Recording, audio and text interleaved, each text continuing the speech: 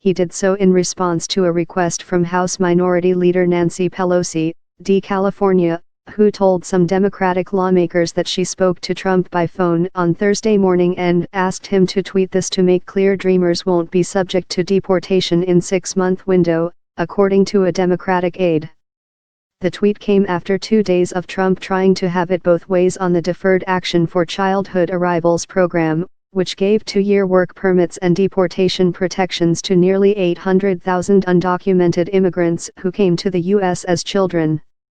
After following through on a campaign promise to end the program, which he said was unconstitutional, the president has insisted he wants to do something to help Dreamers and will work with Congress to do so over the next 6 months.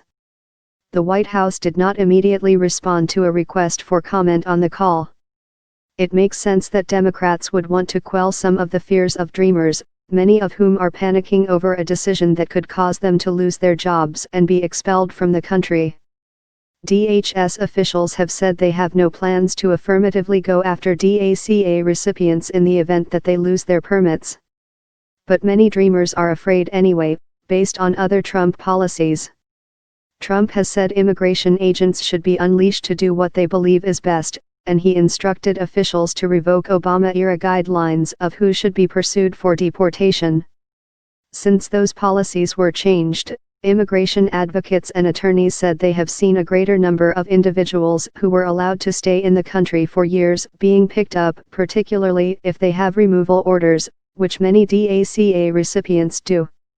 Immigration and Customs Enforcement has reported large numbers of collateral arrests of people they were not initially targeting in enforcement operations and a greater proportion of arrests of non-criminals since Trump's inauguration compared to the same period under Obama's final year. ICE Acting Director Thomas Homan said in June that all undocumented immigrants should be afraid of being detained. If you're in this country illegally and you committed a crime by entering this country, you should be uncomfortable, he said at the time.